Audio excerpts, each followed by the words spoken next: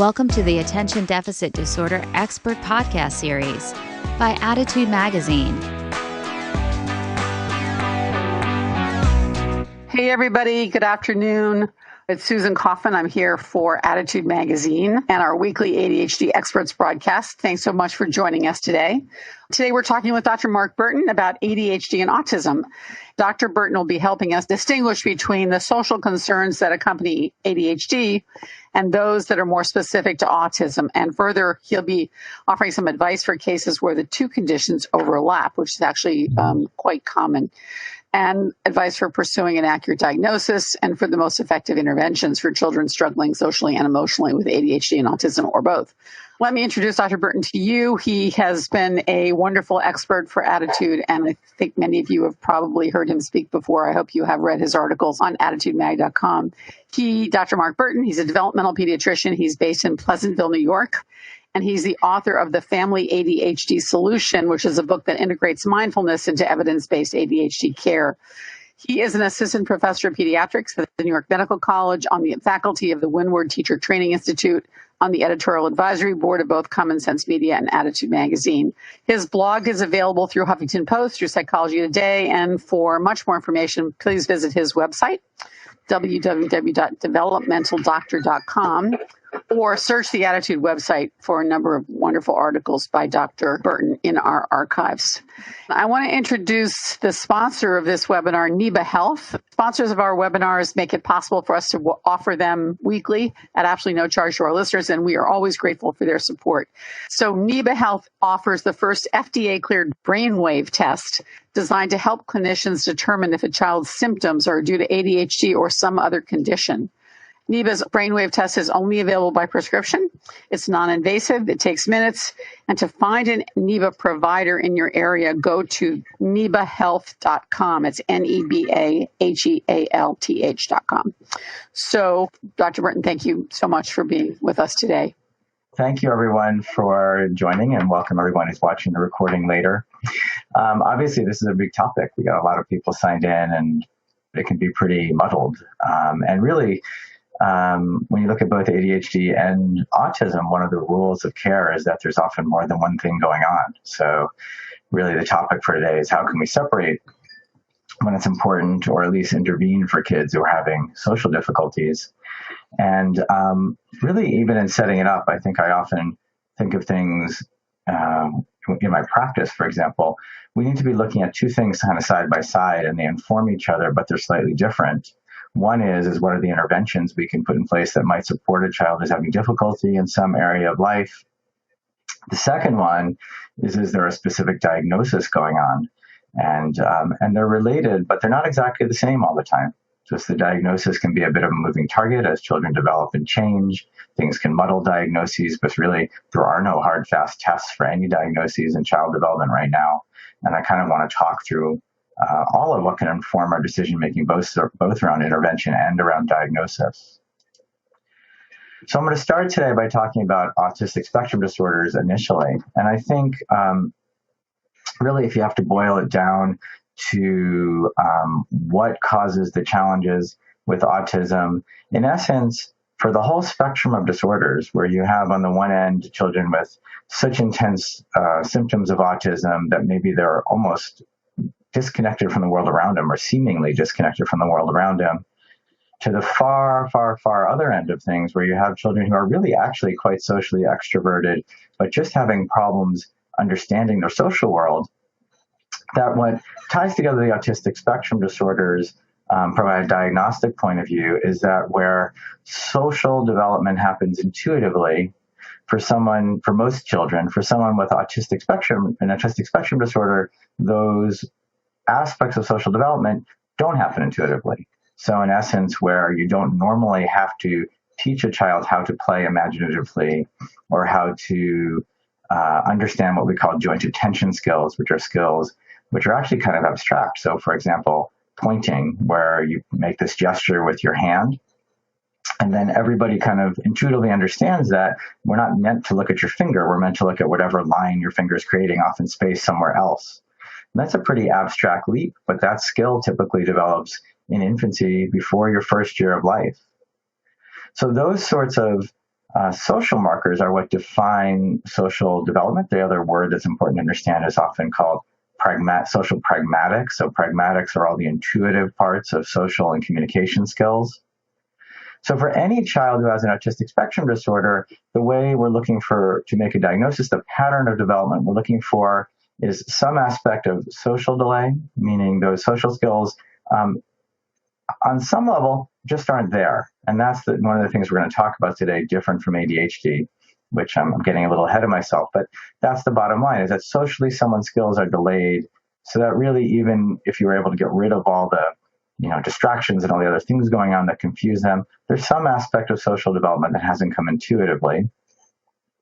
The second part of the diagnosis is that there's an atypical pattern of language development, and that can either be very significant overall language delays, or it can be much subtler delays of pragmatic language, so that the difference between expressive language, receptive language, and pragmatic language skills is that receptive and expressive language are more the quantitative part of language, almost the ability to put together sentences and have a vocabulary and understand the more concrete stuff that's going on in the world around you when people are speaking. And pragmatic language is more reading situations, or reading facial expressions, or even more subtly, the fact that we have to adapt our behavior, adapt our communication, depending on who we're talking to. So I have to speak differently in a seminar like this versus when I'm hanging out with my friends versus when I'm talking to small children. And that's all pragmatic language. And then to fully diagnose an autistic spectrum disorder, to meet all the criteria for an autistic spectrum disorder, some aspect of repetitive behavior or thinking needs to be part of the diagnosis too.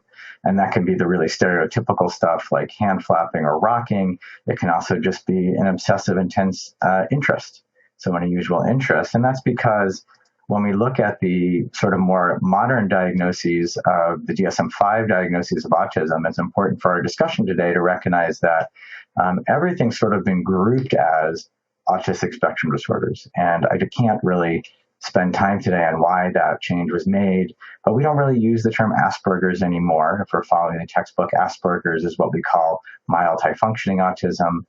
The term from many years ago, if any of you were paying attention, sort of involved in the field back then, was PDD, which was sort of a catch-all for kids who didn't meet full criteria for the diagnosis. And that isn't really in the textbook anymore either. And then really setting up the whole talk for today in a fundamental way is the DSM-5 dropped the illusion that you couldn't have ADHD and autism together. And in fact, one of the things that many of you may be quite familiar with is that up to half of kids with autism show signs of ADHD too.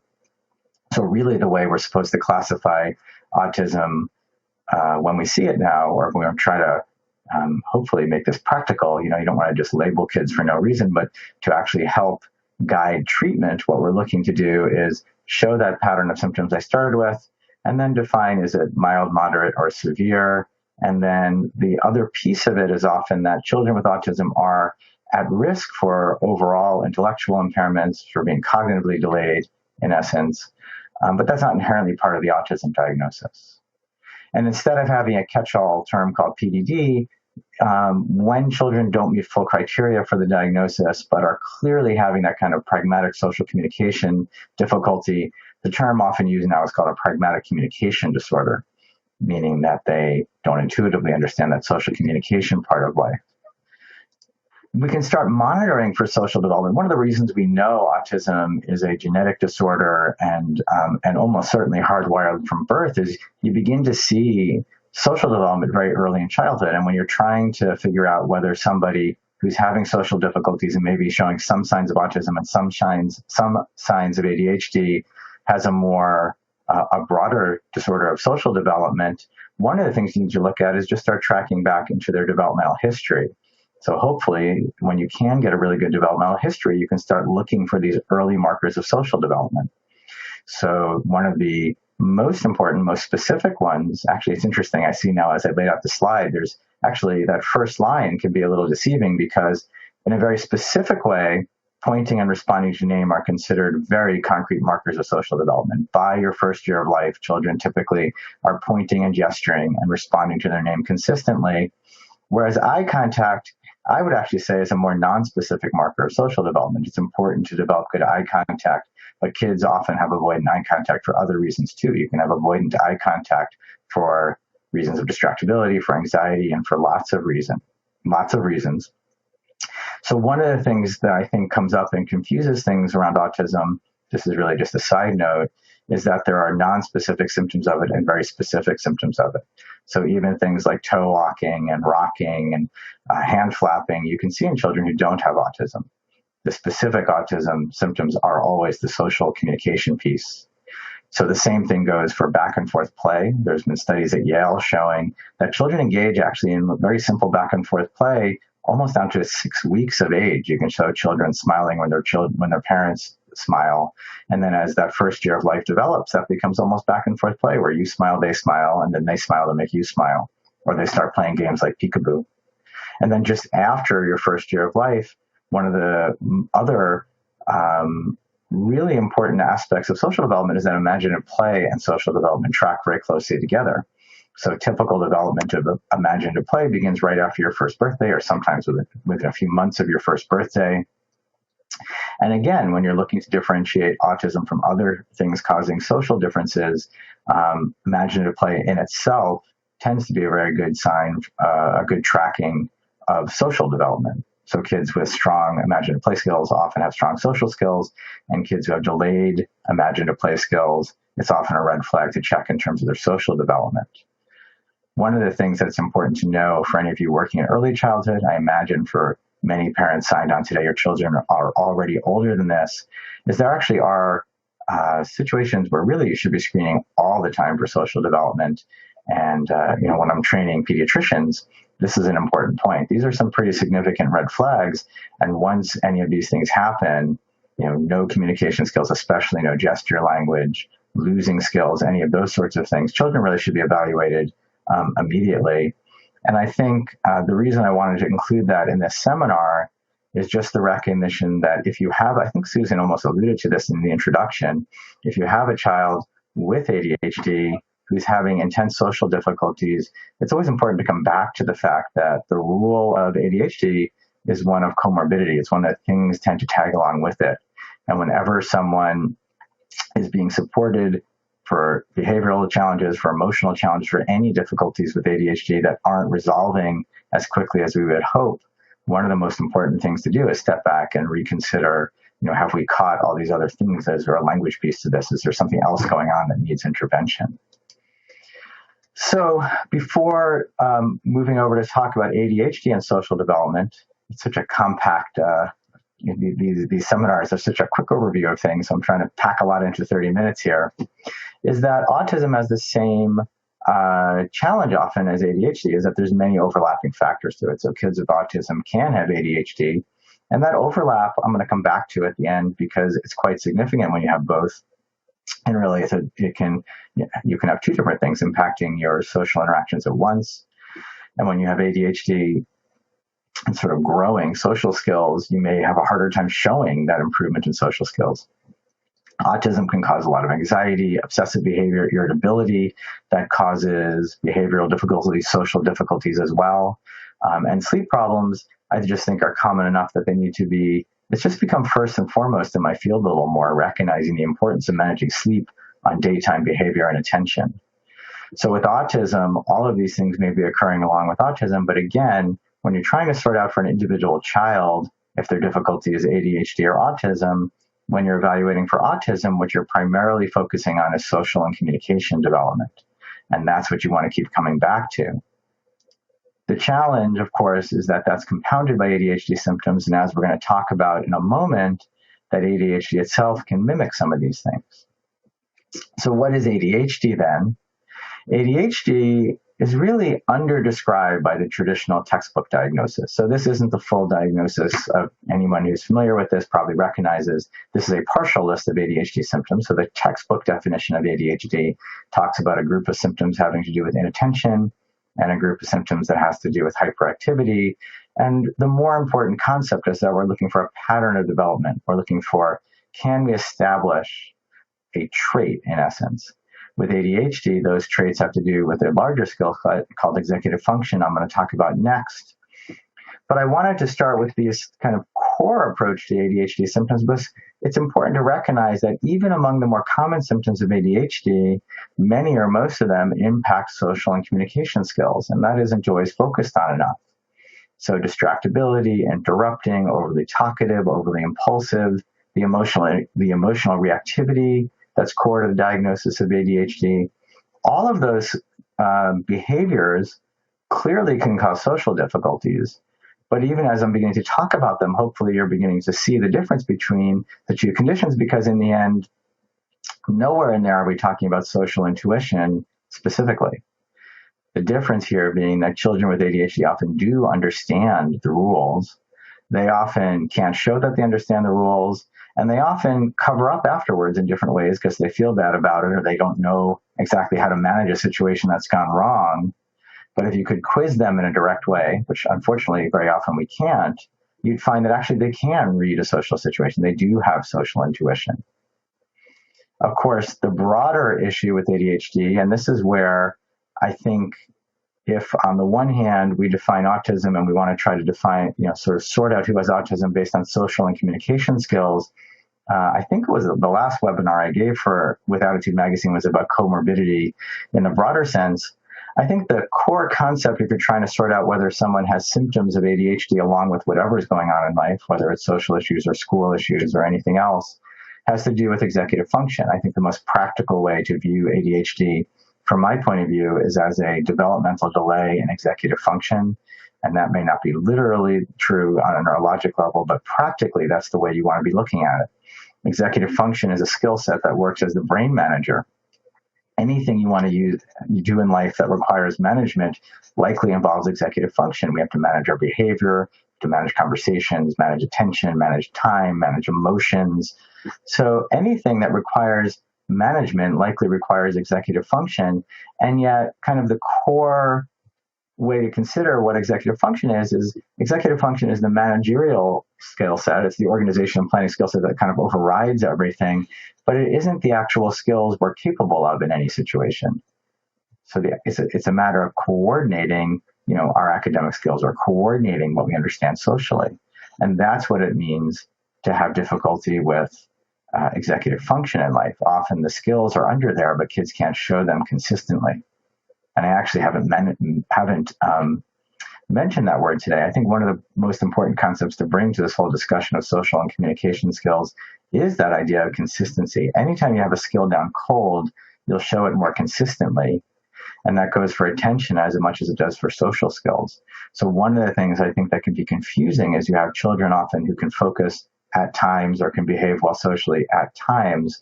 And you start to wonder perhaps, well, if you can do it then, you must not have that severe of an issue because you can do it, but why can't you do it more consistently?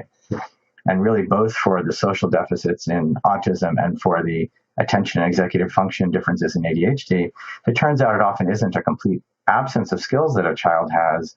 It's ongoing inconsistency that is the core problem. We have to teach children how to be more consistent. When it comes to executive function, and I'm not going to spend too much time on this today, I find this adaptation of Thomas Brown's model most useful for me personally, and it's looking at different aspects of managing situations. And I wanted to go over them quickly because you can see that many of them, maybe not all of them, but many of them clearly impact social situations. Even focus and attention can clearly be quite disruptive in a social situation. For someone with ADHD, they may seem to never be reading social cues, for example, when really in real life what's going on is they're never noticing social cues. They're too distracted and inattentive, and they just miss them. Or in terms of the action management part, the regulating behavior part of ADHD, they may impulsively plow through somebody's social cue or impulsively talk over someone or impulsively knock someone over in play or take something from someone. But again, impulsivity doesn't mean you don't understand the situation. Impulsivity means you had an urge and you acted on it without pausing, and then afterwards often might have some remorse. If we can, again, sometimes children cover up that remorse even. Not showing remorse isn't specifically a sign of anything. You have to really understand what's getting in the way of showing remorse, because it doesn't necessarily mean they don't understand the situation as much as they don't understand how to manage the fact that they know they made a mistake. There's an aspect of executive function that has to do with organizing and planning that probably doesn't apply to our our talk today.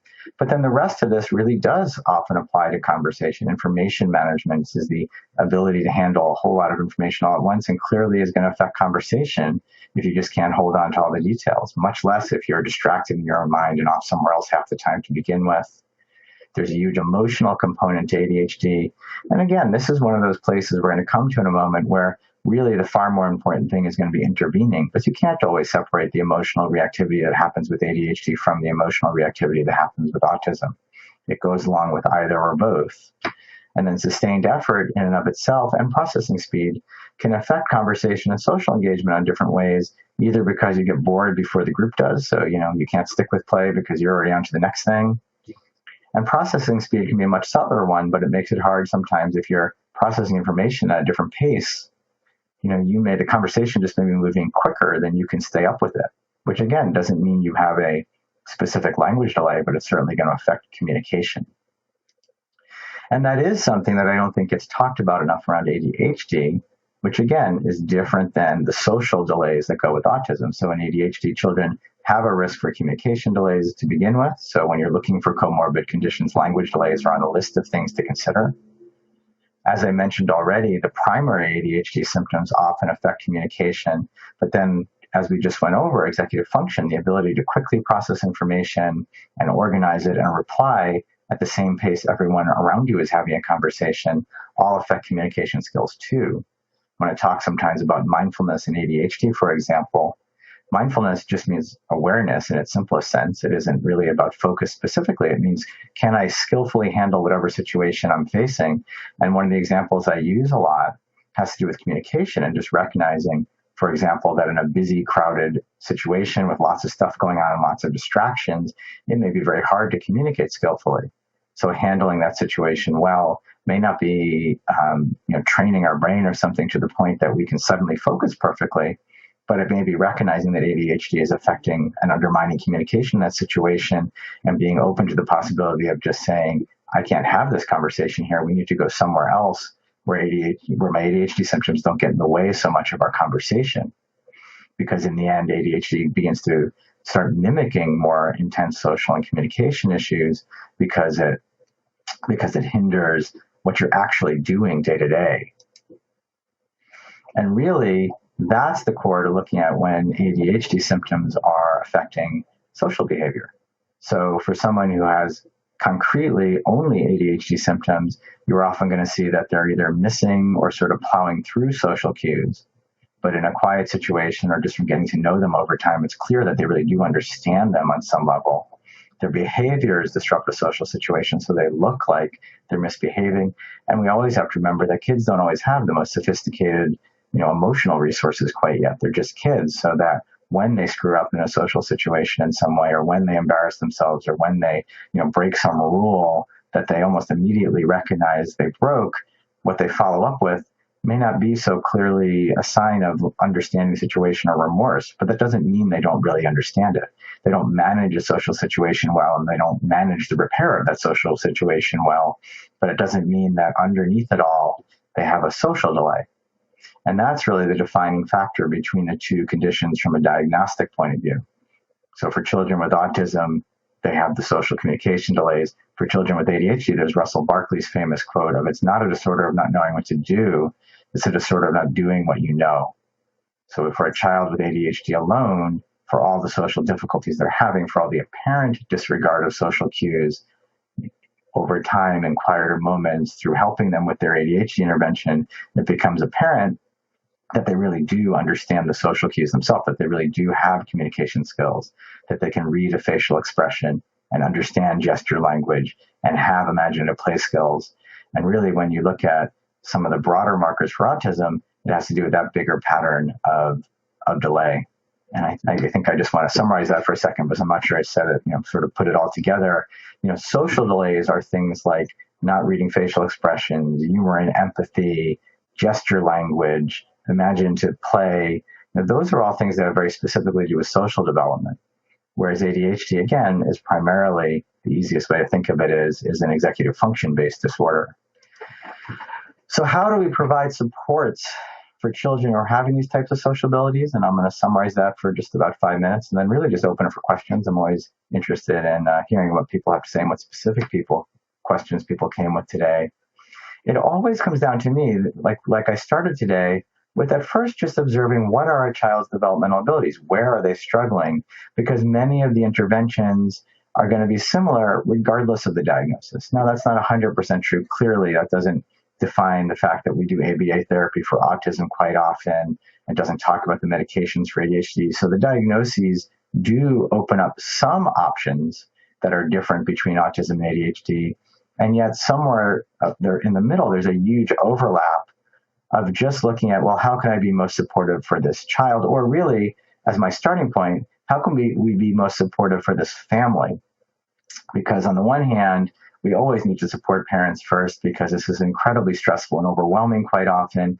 And it's hard to even do the interventions if you don't start helping a family feel like things are more under control, like help get the parents' feet under them solidly. Because one of the things that's really challenging in early childhood is kids learn a ton from parent training, from programs. The way to think about that is it's not a judgment in any way of anyone's parenting. It's that so much of early childhood learning has to do with just immediate feedback, like a behavior happens and the next thing that happens either reinforces it or discourages it. That again, regardless of cause, one of the ways to start working on building skills and better habits is through adult-initiated interventions. Praise and reward and limit setting by parents and teachers is a beginning step towards intervening for social difficulties in essence. Or I was meant to touch on emotion a little more today. Even around emotional self-control, teaching kids that all emotions are part of life. All emotions happen for a reason. We're not going to suppress emotions, but when you feel that emotion, that behavior is not appropriate, is an important part for children in developing emotional self-control. So an aspect of children, of intervening for children who are having a lot of emotional difficulties is often that sort of top-down, parent-heavy or teacher-heavy approach to behavioral intervention. When it comes to the types of social deficits that go along with autism, I always think of autism intervention as having a kind of pyramid shape. The solid foundation for autism, the ongoing intervention, even for high-functioning autism, is intensive behavioral intervention. And that becomes really challenging when kids have milder autism because they're in the mainstream often and they're doing really well academically, and they might not even want to go to those behavioral supports. And yet the most proven intervention for kids with social delays is ongoing behavioral intervention. And we want to keep coming back to that. There was even a study that suggested that for the small number of kids who completely outgrow the diagnosis of autism, there are 3 factors that make that more likely to happen, which are severity, whether or not you have cognitive delays, and the only thing we actually control directly as adults is if they continue to get behavioral supports, they're more likely to outgrow some of the deficits that autism causes. So the foundational intervention for autism are behavioral supports, speech-language therapy, and those things can be done either individually or in small groups. But when it comes to autism, there really isn't a medical option at all. Any medication choices have to do with just things that tag along with autism. So we might want to treat anxiety or treat ADHD if those things are not responding to behavioral interventions. For ADHD, we again can start with those behavioral supports. So when we're not sure if it's ADHD or autism, clearly that's the beginning point. The beginning point is getting the right behavioral plan in place, some combination of behavioral therapy and social skills work and discipline and behavioral interventions from adults. All of that falls under this umbrella of behavioral supports that are going to be uniformly helpful even when the diagnosis hasn't clarified itself. I guess one thing I haven't said specifically yet, because we're going to wrap up in a moment, is one of the things I think that happens with ADHD, or I know that happens with ADHD, is when someone has a skill that's just developing. So if you think of a child with autism who's learning to manage social situations, and then you overlie distractibility, impulsiveness, you overlie ADHD symptoms over that social delay, often they're going to have a hard time even showing their progress. So one of the things to recognize when children are showing symptoms of both is you might not even have a true sense of what someone's social abilities are until you've started to really intervene for their ADHD. So often, to really get to the answer of how much of this is ADHD and how much of this is a social disorder, is we sometimes really have to intervene pretty assertively for the ADHD first so that they can begin to show their true skills. And of course, a fundamental difference in recommendations between ADHD and autism is that medication is quite helpful directly with ADHD symptoms for many children. But really, to pull all this together, the bottom line, just to end where we started, is looking at two things side by side always. It isn't always going to be black and white that we can be so clear that it's definitively autism or definitively ADHD. And of course, child development as a whole is a moving target. Kids keep maturing and changing over time to begin with. So the single most important thing is getting a plan in place that's focused on symptoms, that's focused on where are the delays, that's focused on all the different supports that we think might be effective in any particular moment in time. And then through that intervention, often some of the diagnoses will become more clear. And again, just to summarize as we're ending, and as we're looking for that clarity, really the fundamental difference when it's ADHD or autism, if that's the primary question being asked, is looking for are social skills and language skills intact, or are they specifically delayed? And for ADHD, it's looking for that bigger pattern typically of executive function deficits, although in the end, like a lot of ADHD and autism diagnosis, the real answer often comes that there are some symptoms of both going on, and that's what a child's struggling with. So on that note. Okay, thank you so much. This model of clarity, I know it's a huge amount of information that you just went through, but it really was very clear, your distinction between autism, social disorders, and ADHD, executive function, and how they interact I found it extremely helpful and very clear. I wanted to come back specifically to your recommendation that behavioral intervention is the key. We recently did a very large survey. Over 4,000 attitude readers told us how they are treating their children through a wide variety of methods. And one of the least used interventions was behavior therapy or behavioral intervention. And I wondered, we were actually so surprised because it's so highly recommended that we went back and did a follow-up survey and asked people why this was. And the answer was basically that it was expensive. They couldn't find a good practitioner, many reasons. So I wondered in your practice how you handle what you see as being successful on the behavioral intervention side and what your recommendations are for families of children with both ADHD and or autism. I mean, I think that survey hits right at the heart of it. I think the challenge with behavioral intervention for most families is that it's logistically incredibly demanding. There often is terrible coverage for it. And depending on where you're living, it absolutely can be hard to find someone who, who's skilled specifically with what your child is struggling with. And I think, and to some degree, I don't think there's an easy answer because that's just the state of mental health coverage with behavioral health coverage in our country. I mean, it is a real challenge. However, there are things that specifically help, I think.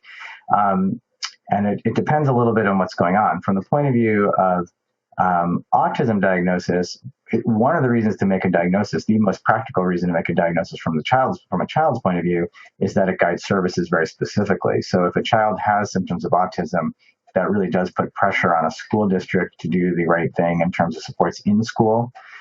So that some of the services in terms of coordinating them, sometimes what it means is pushing a school to do more on social pragmatics. There's a whole, often a debate about what falls into the school's lap and what falls most important for families to do. But some of it, sometimes from a family logistics point of view, is trying to get more of it done during school hours. Parts of the country do have laws, like in New York State where I practice, there's a law that actually covers many autism-related services under your medical health care. So you can, depending on where you're living, you can check on that too, because sometimes you may have broader coverage for behavioral interventions than through your medical care, depending on the laws where you live. And another really important thing to recognize is that parent training, which again is just a way of saying that kids don't do a great job generalizing anything when they're young. So parent training just means if you are the person who day to day is sort of creating the behavioral routines that kids are going to learn from, can be a very effective tool towards making a lot of these changes as well. So another thing you can look at is, whether there's something that if it's hard to find someone exactly for a child, there's some way for you to work with someone either online or locally that helps you develop, executive function-based skills. But really, it really does come down to a lot of work for parents, in essence. I think local special ed PTA, I mean, it really just, it requires a lot of persistence till you find that one person you can work with. Right. I do think it's common that people drop behavioral therapy earlier when it still would have ongoing benefit. Mm-hmm. And I think it's really important, the distinction you just made between it's in many cases, it's really parent training as opposed to training focused on children's behavior. It sounds like sort of almost discipline or something, but it's right. I think we need to look at discipline as education a lot of the time. Even well-behaved kids through parent training, sort of these sort of tools that would typically fall under the umbrella of discipline traditionally are really educational. And even for kids who aren't misbehaving, they can be very effective in steering them towards, even better social behavior. And I think, kids are not great planners to begin with. They don't remember stuff that goes on in therapy for very long, especially when they're young. If you put the average 7-year-old in a room with a therapist, by the time they hit the parking lot, they may have forgotten most of what was said. And eventually, over a long amount of time, that will become reinforced and they'll start remembering more of it. But a grown-up is capable of saying, like, oh, this week we're working on this, and then just reinforcing it. So it all just comes down to, reinforcing and trying to create more skilled habits, and adults are always going to be better at that than kids. Right. Is there a behavioral therapy or parent training course that our listeners could look for that's national or that's recommended? Oh, I'm going to get myself in trouble. There are many. There are many, and I have friends who I'm sure won't. I wouldn't. Chad has one. I see. This is where I'm going to get myself in trouble. I don't know if Attitude offers one specifically or not. No, we don't. No. The Impact ADHD group has a very good one. There's a group called Parent-Child Intervention Therapy, PCIT, and I think there's some people still offering that online.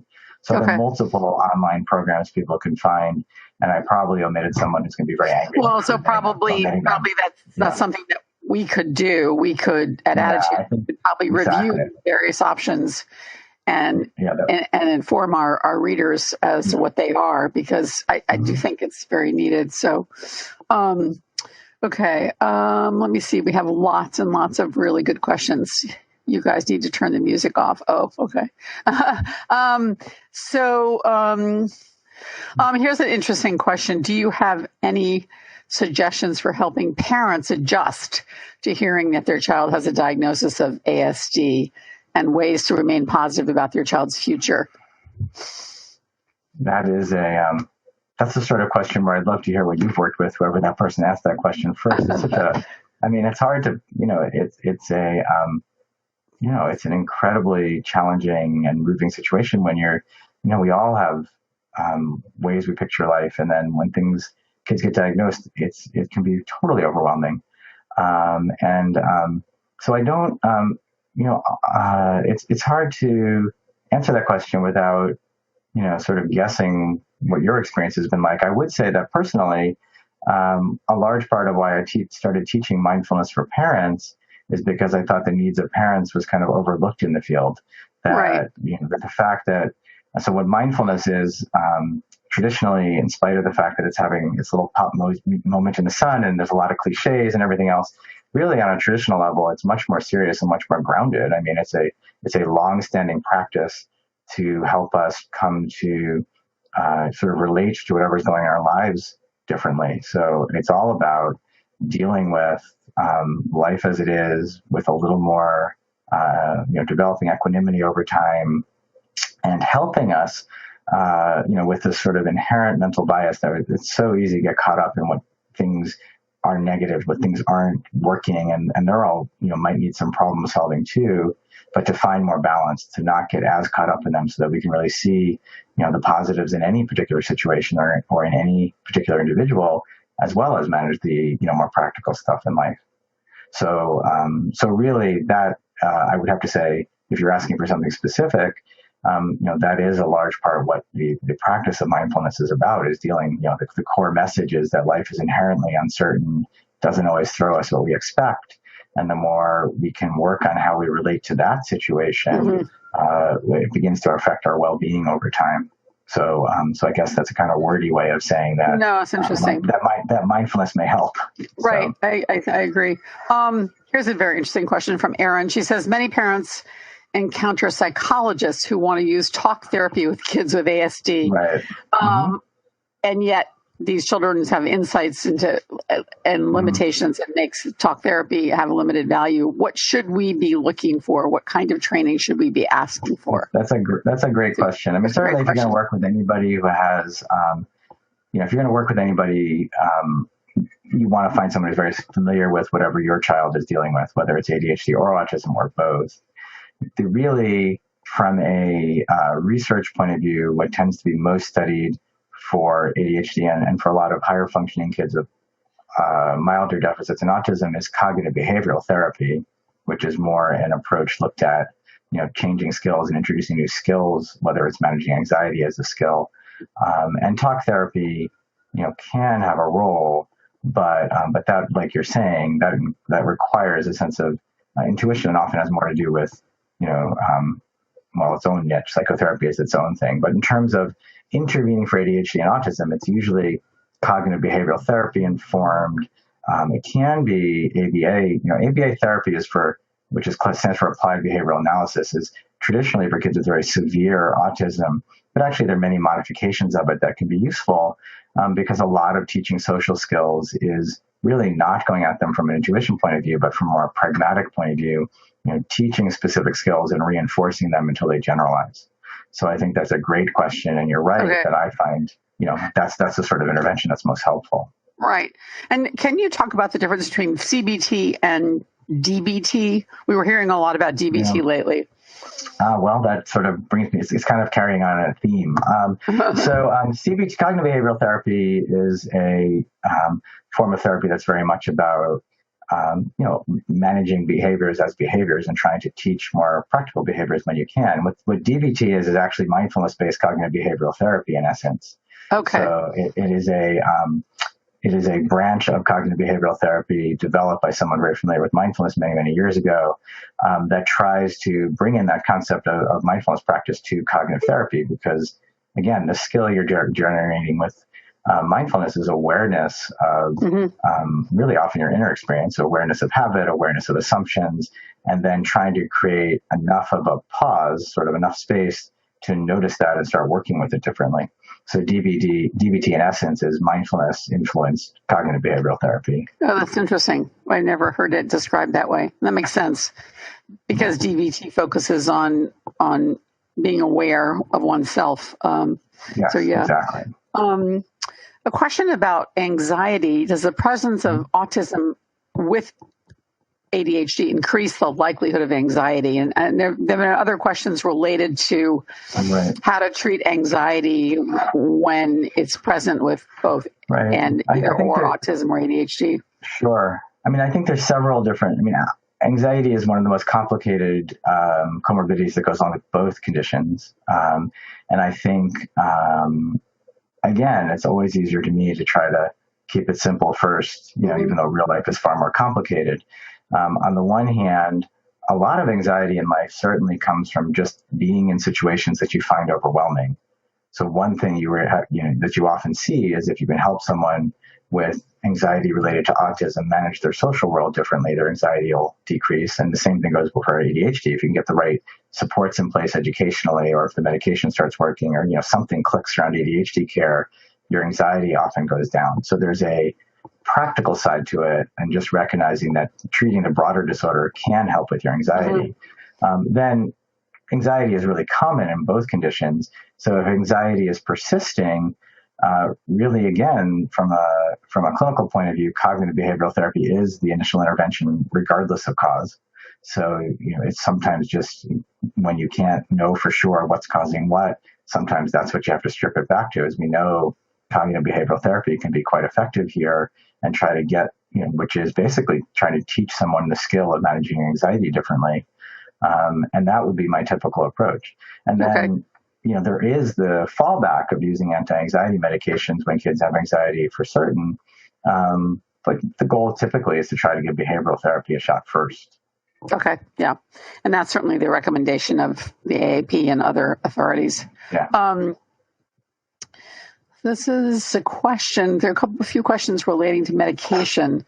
Are there differences in how you prescribe medication for ADHD symptoms between a child with autism and ADHD or a child with just ADHD symptoms? Or how do you tackle, I guess, medication for ADHD if autism is comorbid?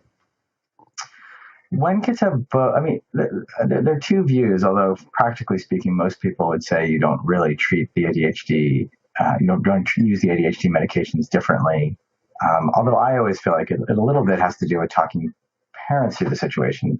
In the end, I think the most important thing to know about ADHD medications in general is that they have a high likelihood of being successful with few significant side effects, but only after a really intensive period of trial and error.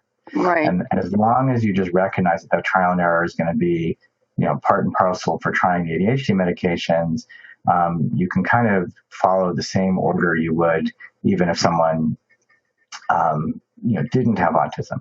However, it can be a little harder finding a good fit without side effects when children have both disorders. And if someone is really uncomfortable with that, the non-stimulants sometimes have fewer side effects than the stimulants, although they don't necessarily work as well for many kids. So it does, if someone really is worried about the side effects, like the initial thing I think is just trying to reassure them that the nice thing about working with stimulants is as long as you're watching for side effects, if you don't like it, you're just going to stop them. But it can be harder to find that one medication that has benefits with no side effects when children have both.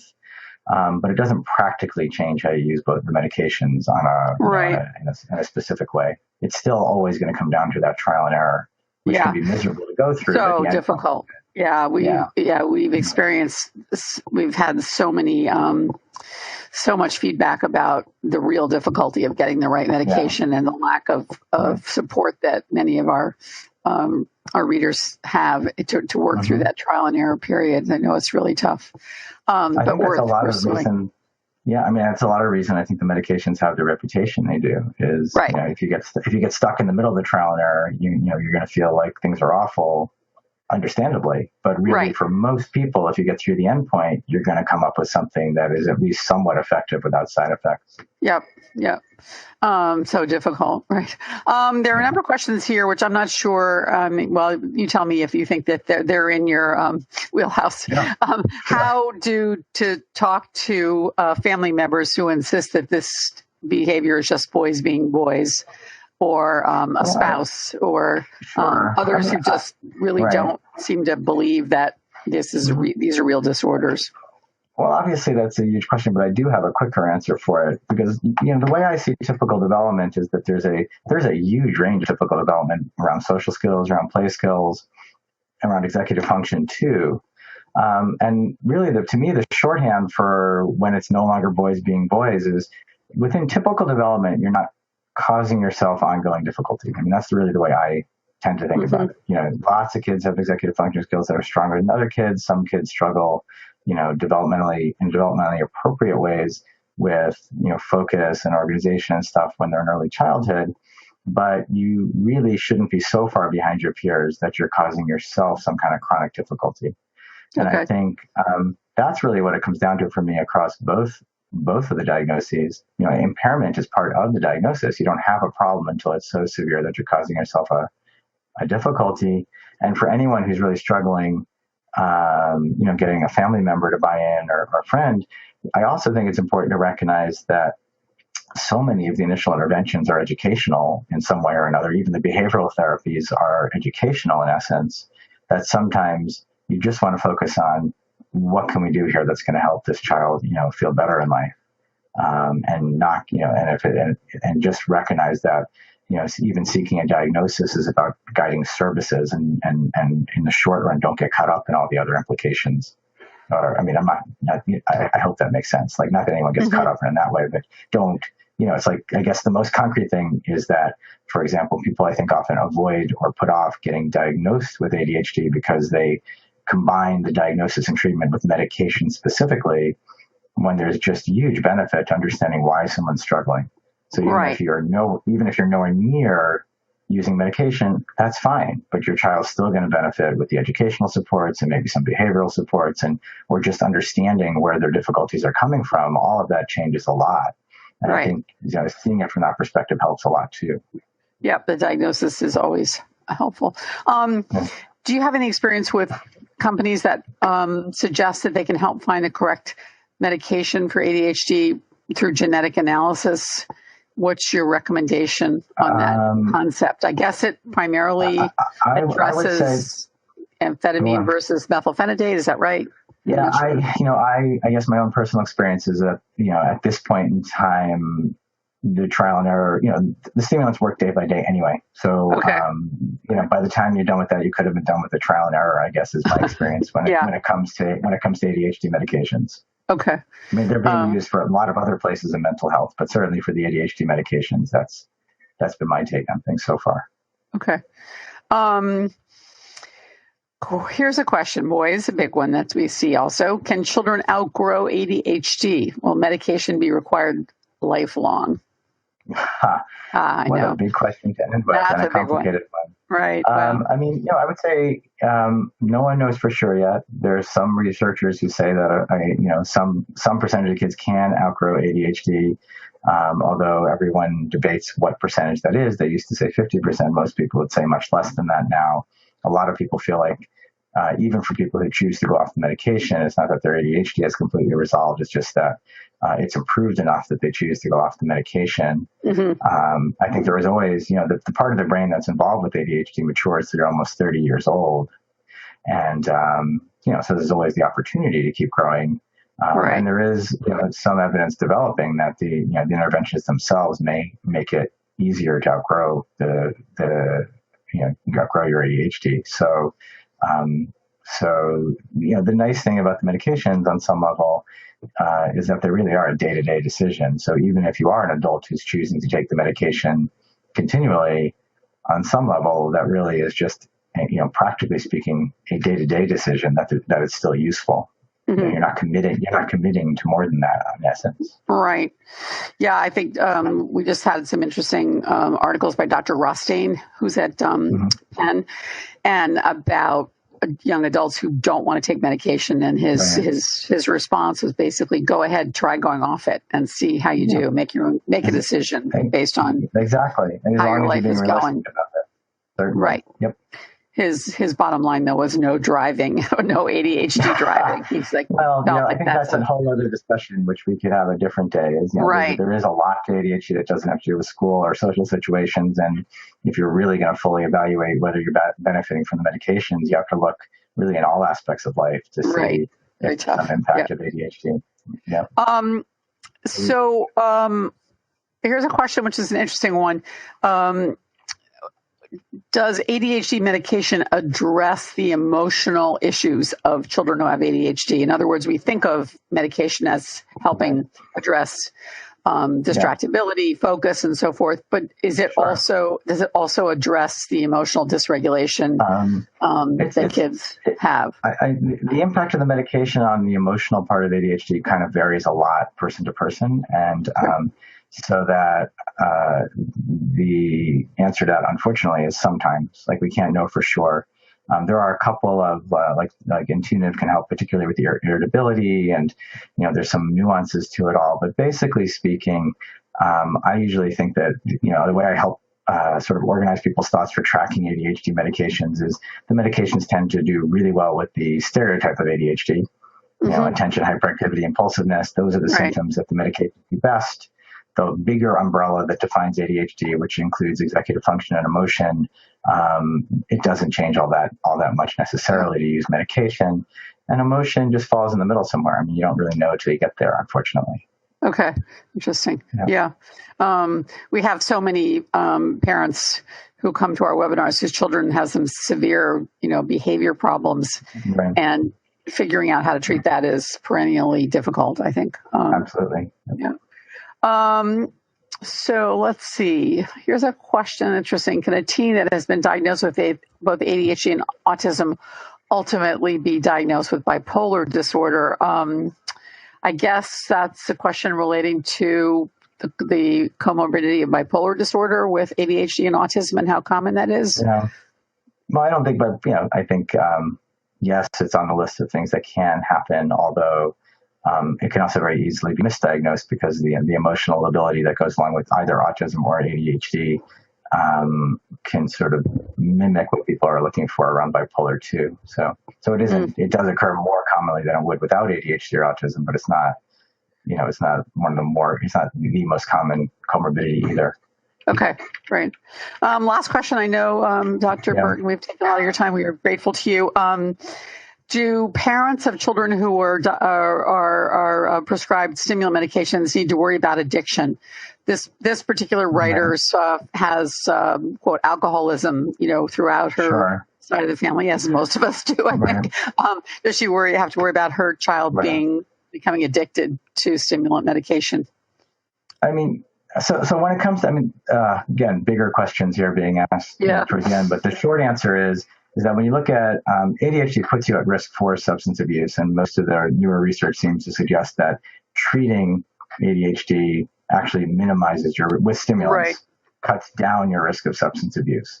Right. So certainly if there's a family history of substance abuse, there needs to be a lot of monitoring, and maybe it's another reason to add behavioral therapy to the situation and really make sure you're on top of it entirely. But from a purely medical point of view, kind of standard of care right now, or standard of understanding the research right now, is that used appropriately, stimulants seem to minimize the use of substance abuse in somebody who has ADHD. Yeah, that's interesting. Sort of the opposite. Well, thanks so much. And I know you have to jump off. Let me just finish by thanking also our sponsor, NEBA Health, who is offering a tool to help diagnosis through providers, practitioners. So you might want to check that out to see if your confusion between ADHD versus other diagnoses, to see whether that makes sense. Go to nebahealth.com. It's nebahealth.com. So thanks, everyone. We're going to log off. Thanks. Bye. All right. Thank you all. Take care. Bye-bye. For more Attitude podcasts and information on living well with attention deficit, visit attitudemag.com. That's ADDITUDEMAG.com. If you're in business, you probably have a website, but can your site handle your growth? How many visitors before your site slows down or crashes? What about storage and data security? From web hosting to virtual servers, Pair Networks provides the online infrastructure you need to start, grow, and flourish. When it comes to security and updates, don't worry, we've got you covered. Our 24/7 US-based customer support is the best in the industry. No frustrating chatbots or sitting on hold for hours. Check out pair.com today to learn more. That's PAIR.com.